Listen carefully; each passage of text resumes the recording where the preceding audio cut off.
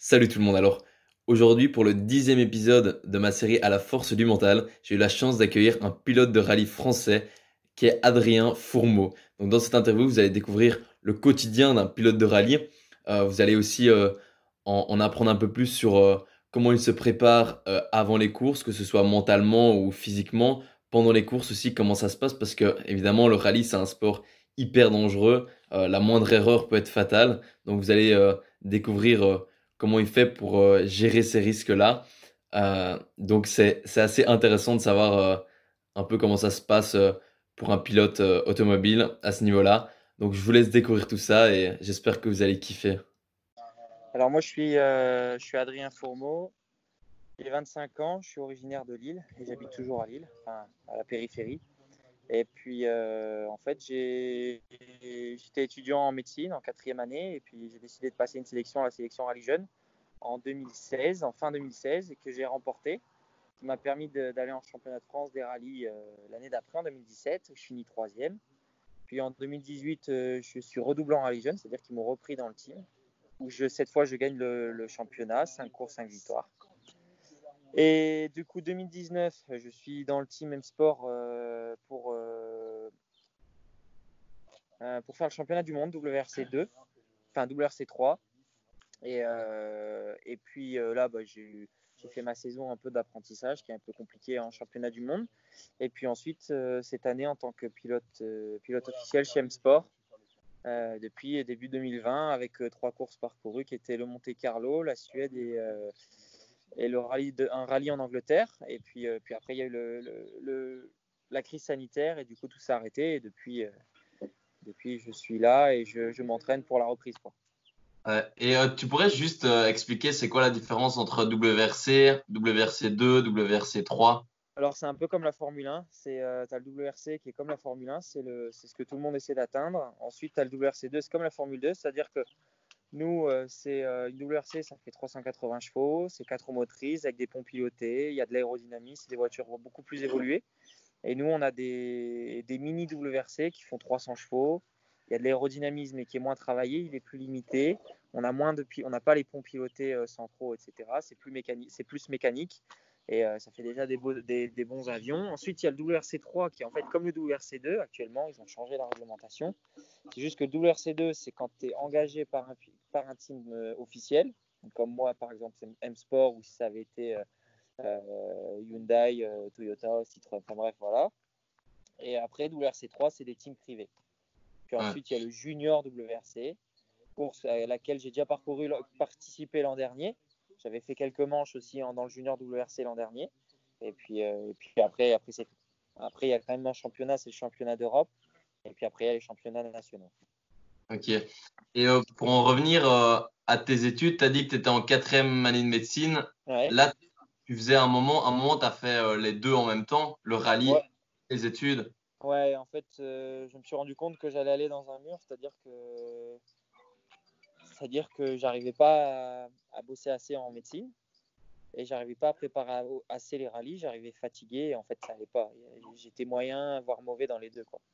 Ouais. Donc il y a vraiment que quand j'ai vraiment mis la médecine de côté et la faculté de médecine de Lille 2 qui m'a aidé à le faire et si je veux je peux revenir par exemple, ça m'a permis de me dégager et de bosser à 100% le rallye, ce qui m'a permis d'améliorer en vrai mes performances, ça m'a pas mal aidé. Ouais. Et du coup, c'est vers quel âge que tu avais vraiment cette ambition de devenir professionnel? Franchement, quand j'étais en médecine et que j'ai gagné cette sélection, ce que je voulais d'abord, c'était rouler et d'essayer d'aller plus loin. Et puis au fur et à mesure que ça avançait, de voir que on pouvait peut-être atteindre l'objectif. Et du coup, oui, c'est vrai que cette envie, elle est vraiment emmenée. Après, depuis, c'est sûr, il y a des jeunes qui disent j'ai envie d'être pilote de Formule 1 plus tard. Il y en a qui disent j'ai envie d'être pilote de rallye. Forcément, il y a forcément des garçons ou des filles qui souhaitent l'être. Et moi, j'en faisais partie, mais de loin. Tu vois, j'étais quand même réaliste que c'est une chance et il y a très peu de place et du coup de réussir d'arriver jusque là ça donne encore plus l'envie en se disant on peut le toucher du doigt, quoi. Et à ce moment où tu quittes tes études pour te lancer complètement dans le rallye, c'était quoi la réaction de tes proches? C'est toujours compliqué. J'étais quand même, par exemple, si on prend l'exemple de mes parents, tu as un enfant qui est en médecine, qui a un avenir quand même assez assuré, etc. Et puis là, il te dit, je vais mettre la médecine en pause, voire en arrêt pour aller faire du rallye. Donc, c'est forcément pas facile, sachant que je suis pas issu d'une famille du sport auto. Donc du coup, ça a été compliqué. Et puis après, sinon, c'est sûr que les amis, tout de suite, eux, ils m'ont soutenu, ils étaient contents et ils ont voulu que ça continue comme ça, quoi. Et tu dirais que c'est quoi les sacrifices, du coup, même si c'est sûrement d'arrêter tes études, un des sacrifices que tu as dû faire, mais durant toute ta carrière ou au corps actuel, les sacrifices que tu fais encore actuellement? Pardon, excuse-moi, je t'ai mal entendu. Je disais, c'est quoi pour toi les sacrifices ou les obstacles qui ont été les plus durs? Un des gros sacrifices, c'est mettre la médecine de côté, hein, se dire que je vais arrêter là et que je vais mettre en risque mes études, hein, parce que j'avais quand même fait 3 ans validés, donc j'étais en 4e année. Et de mettre de côté, c'est sûr que là, si je dois revenir, je vais galérer, quoi, parce que je sais que j'ai oublié des choses, forcément. Je vais devoir me battre contre des gens qui ne sont jamais arrêtés. Il y aura, voilà, il y a plein de choses. Après, sacrifice, il y a forcément c'est sacrifice un peu de famille, un peu de vie privée, parce que forcément, tu pars régulièrement, tu pars des semaines complètes. Ça aussi, ça fait partie des sacrifices. Il y a le sport qui est quotidien. Donc voilà, c'est toutes des choses comme ça qui sont des sacrifices que tu n'as pas quand tu fais en médecine, qui sont différentes et que j'ai dû prendre un choix. Et après, c'est tout, on les accepte. C'est tellement bon derrière quand tu fais de la compétition que ça passe Ouais. aussi. Et justement, en parlant des entraînements, ça ressemble à quoi une journée typique d'entraînement sans compter avec le coronavirus et tout ça, quoi, en compétition? En technique, une journée typique d'entraînement, quand je suis hors rallye, ça va être plutôt tout ce qui est physique. Ça va être salle de musculation, vélo, course à pied, travail des réflexes, de l'équilibre, beaucoup d'équilibre dans le rallye, ressentir les choses, et dans le sport auto en général. Par contre, après, on a des journées d'essai. Le sport auto, c'est un sport qui coûte cher, ça il faut le savoir, et on ne peut pas faire des journées d'essai tous les jours. Et du coup, il faut profiter de ces journées d'essai qui sont assez rares, qui sont une en général avant une course, et pour peaufiner au maximum son pilotage, sa voiture, qu'elle soit à son pied, comme on dit, pour pouvoir être performant, quoi. Mais c'est sûr que les journées d'entraînement derrière un volant sont très rares. Ah, du coup, tu roules pas tellement en dehors des courses? En dehors des courses, non. Finalement, l'entraînement, c'est pendant les courses. Ah, putain, c'est chaud, ça, je savais Nous, pas. on fait l'expérience pendant les courses, ça qui est assez compliqué. Ouais. Et, est-ce que en Formule 1, on voit quand même souvent que la voiture joue pas mal, je trouve, pour faire des bonnes performances. Est-ce qu'en rallye, ça a la même importance? Il y a des différences aussi grandes? Forcément, il y a des différences entre les voitures. J'ai envie de dire, c'est un sport mécanique, il y a toujours eu, il y aura toujours. Après nos voitures sont quand même vachement similaires, donc il y a quand même moins d'écart. Et, euh, et par contre, en rallye, il y a beaucoup plus quand même, je pense, le pilote qui fait la différence parce que c'est vraiment tellement d'improvisation, tellement Ouais. d'inconnus, de feeling de la route qui évolue. C'est pas passer 1000 fois un même virage, on passe 1000 virages, quoi, une seule fois.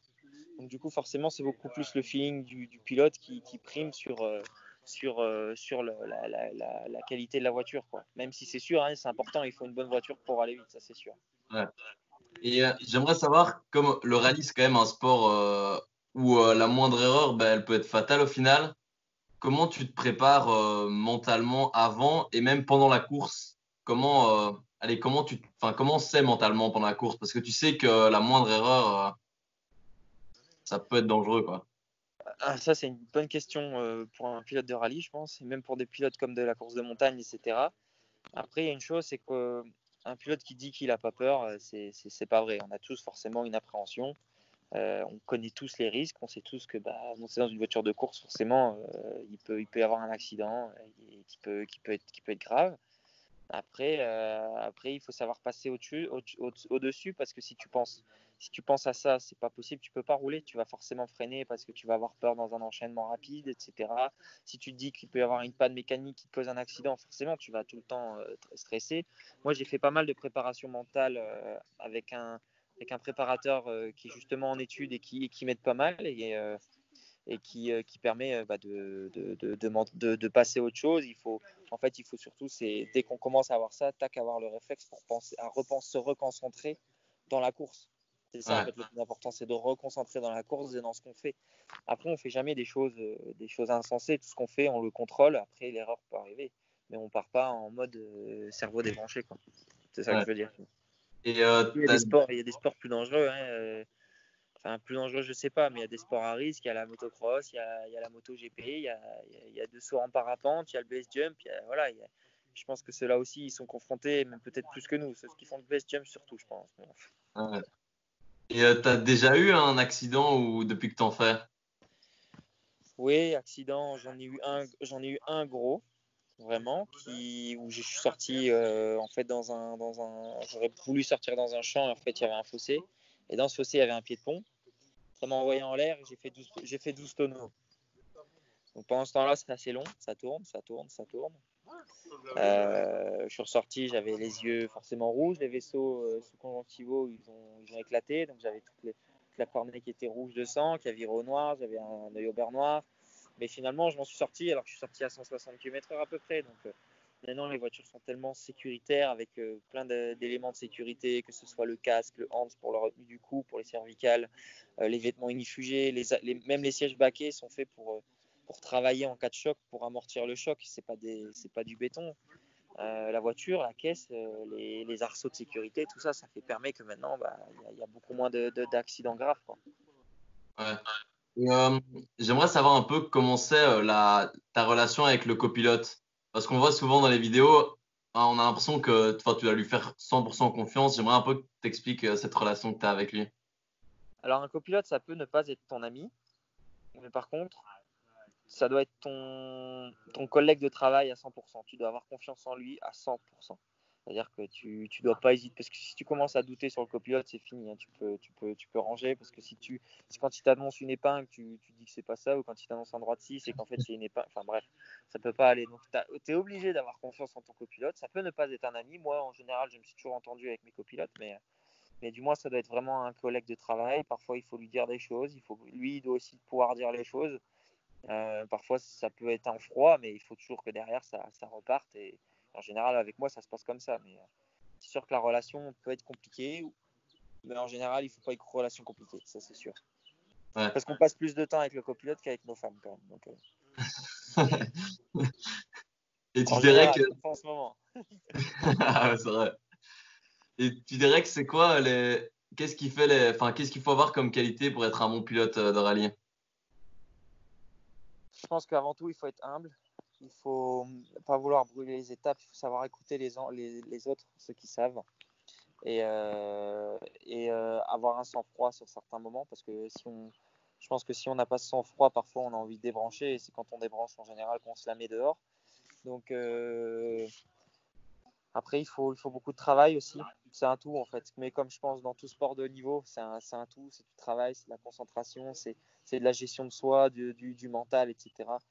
Donc je veux dire, après c'est juste qu'il y a des sports, les sports ont chaque spécificité. Un coureur de sprint se prépare pas pareil qu'un coureur de fond. Bah, nous, en rallye, c'est pareil, quoi. Ouais. Et est-ce qu'on peut vivre du rallye? On peut vivre du rallye, oui, mais en WRC, pas en WRC2. Ouais. Du coup, il faut enfin, travailler à côté ou quoi? Du coup, soit il faut travailler à côté, soit il faut avoir des sponsors personnels pour pouvoir avoir un salaire derrière. Faut trouver des solutions. Moi, par exemple, pendant le confinement, j'ai travaillé chez un partenaire, mais en CDD, Ouais. pour gagner un peu ma vie, et puis pour travailler, et puis etc. Et puis pour passer le temps aussi. Ça pouvait être lancé. Et une question qui peut être enfin, originale, mais est-ce que quand tu roules dans une voiture normale, genre ça te fait pas bizarre? Alors ça dépend lesquelles, hein. Il y a des voitures maintenant de série qui sont très performantes, mais c'est sûr que ça reviendra jamais à une voiture de compétition. Rien que les pneumatiques, les amortisseurs, la puissance du moteur, c'est forcément différent que de la série. Après, il y a des voitures de série qui sont plus puissantes que des voitures de course, hein. Nous, on a 300 chevaux, et les voitures de série, elles vont taper les 500, 600, 700, 800 chevaux, voire 1000 chevaux, si tu veux chercher je citerai pas la marque, mais c'est sûr que il y a peu puissant que les voitures de course, mais nous, ce qui est important, c'est surtout toute l'homogénéité, le châssis, le grip, etc.